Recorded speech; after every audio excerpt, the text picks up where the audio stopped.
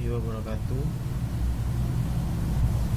Di sini perkenalkan, nama saya Iskandar Zulkarnain.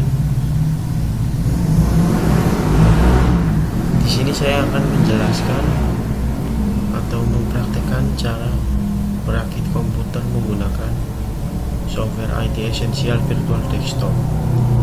Langsung saja. Langkah pertama yang kita lakukan ialah memasang power supply.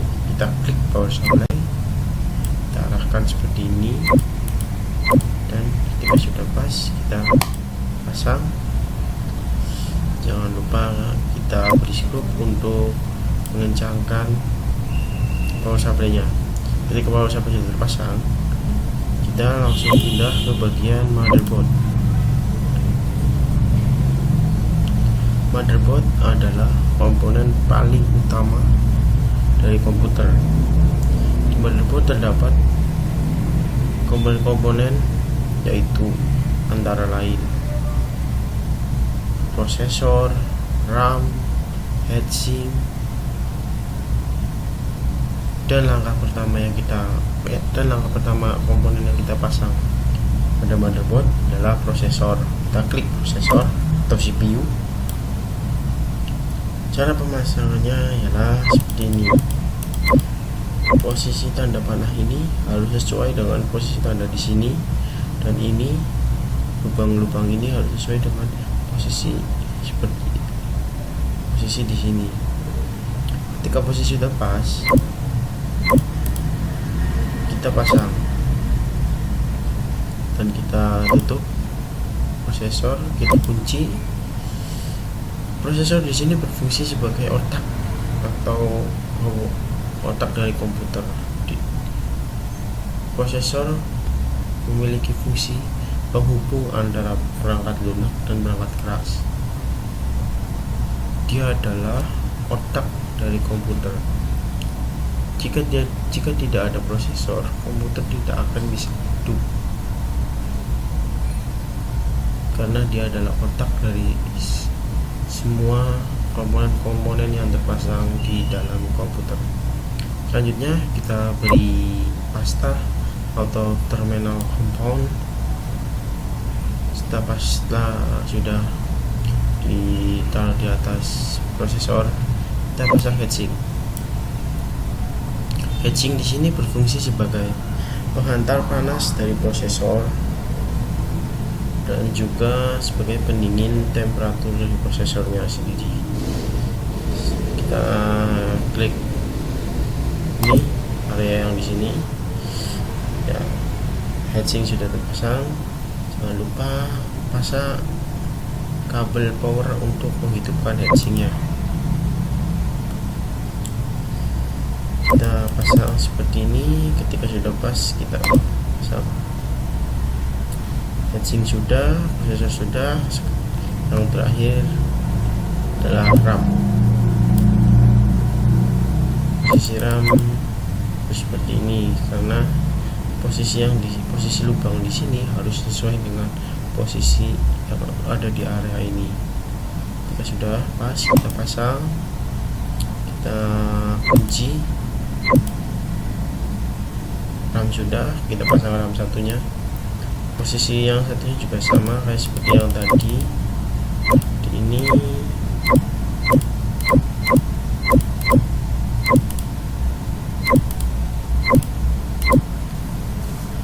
yang sudah, kita klik ini. Setelah semua komponen yang di dalam motherboard sudah terpasang, kita install motherboard atau pasang motherboard ke dalam casing. Kita klik install dan motherboard dalam posisi seperti ini. Cara pemasangannya ialah posisi motherboard harus tegak lurus dengan posisi yang di sini. Setelah sudah pas posisinya, kita klik. Motherboard sudah terpasang. Lupa kita beri scoop untuk mengencangkan motherboard,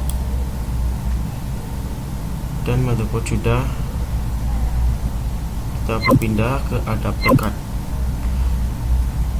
ada terdekat ialah komponen tambahan atau komponen pendukung dari komputer. Di adapter card terdapat seperti NIC, network interface card, wireless card, VGA card. NIC di sini berfungsi untuk mengkonekkan kita kepada internet atau melalui jaringan kabel. Setelah itu ada wireless untuk menghubungkan komputer dengan jaringan wireless atau jaringan wifi. Dan di sini ada VGA card. VGA di sini juga komponen pendukung untuk grafik dari komputernya sendiri. Langsung saja kita pasang NIC. Kita pasang NIC-nya. Kita beri baut dan kita pasang lagi wireless card, sama juga kita beri baut. Habis itu VGA card-nya dan kita beri baut juga sama.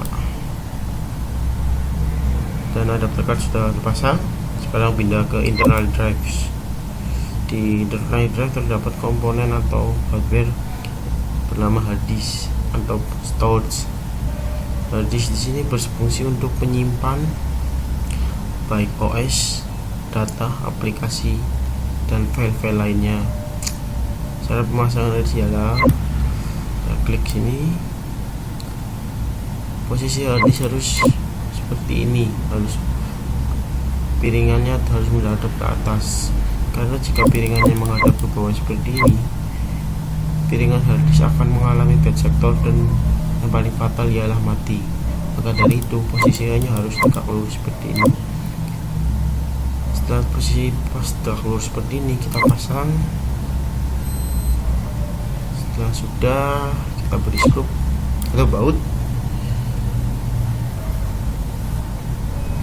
Internal drive sudah, sekarang tinggal drive in external BIOS. Di dalam komponen drive in external BIOS terdapat seperti optical drive. Optical drive ialah CD-ROM atau DVD-ROM. Dan ada floppy drive. CD-ROM cara pemasangannya sama seperti hard disk, harus lurus seperti ini. Sudah lurus, kita pasang. Kita beri skrup sama tadi seperti hard disk. Setelah itu kita pasang floppy. Posisinya sama, tegak lurus, pasang. Kita beri skrup. Sudah, sekarang pindah ke internal cables atau kabel internal. Dalam kabel internal terdapat kabel konektor PATA, konektor floppy, konektor SATA. PATA digunakan konektor yang digunakan untuk DVD-ROM, dan floppy digunakan untuk floppy drive, dan kabel konektor SATA digunakan untuk hard disk. Langkah pertama yang harus kita pasang di dalam internal kabel adalah memasang kabel-kabel power dari power supply ke motherboard. Yang ini kabel untuk ke motherboardnya untuk menghidupkan seluruh komponen di dalam motherboard. Ini kabel untuk menghidupkan prosesor. Ini kabel untuk optical drive. Ini kabel untuk floppy drive. Ini kabel untuk hard disk. Pertama kita pasang kabel untuk motherboard. Klik di sini. Posisinya harus begini. Setelah posisi sudah pas, kita klik, kita pasang. Sudah, kita pasang kabel untuk menghidupkan prosesornya. Kita klik seperti ini, sudah terpasang. Untuk kita klik ini untuk power drive. Kita klik ini.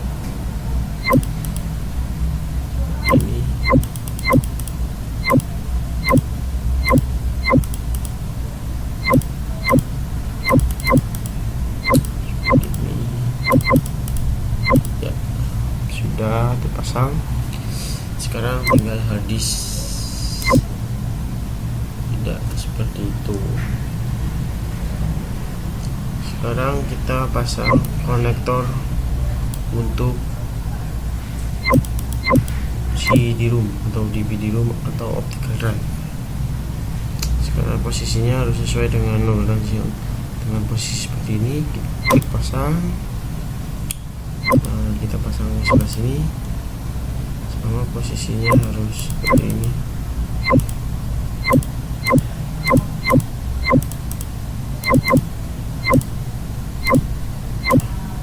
Sudah terpasang. Sekarang floppy kabel sama seperti tadi, posisinya seperti ini. Ini dia menghadap ke depan. Sudah kita pasang nanti. Posisinya ini juga harus menghadap ke bawah. Pasang sudah, kita pasang. Sekarang kabel konektor SATA. Sisi kabel konektor SATA harus seperti ini. Ya, sudah. Sekarang ini seperti ini, sudah terpasang. Sekarang yang terakhir adalah kabel fan tambahan atau kipas tambahan. Kita pasang sebelah sini, posisinya menghadap ke depan seperti ini. Kita klik. Semua komponen di dalam motherboard, di dalam komputer sudah terpasang, komponen internalnya. Sekarang kita beralih ke komponen eksternal. Kita klik external cables. Sebelum kita memasang kabel-kabel eksternalnya, kita tutup dulu komputernya. Kita klik cache panel, kita beri skrup. Setelah sudah terpasang dan sudah tertutup, kita pasang kabel untuk monitor. Posisinya seperti ini. Kita pasang, sudah terpasang. Kita pasang keyboardnya.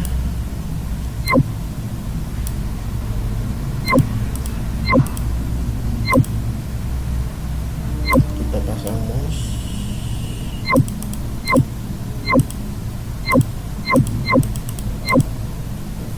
Mouse sudah terpasang. Kita pasang USB.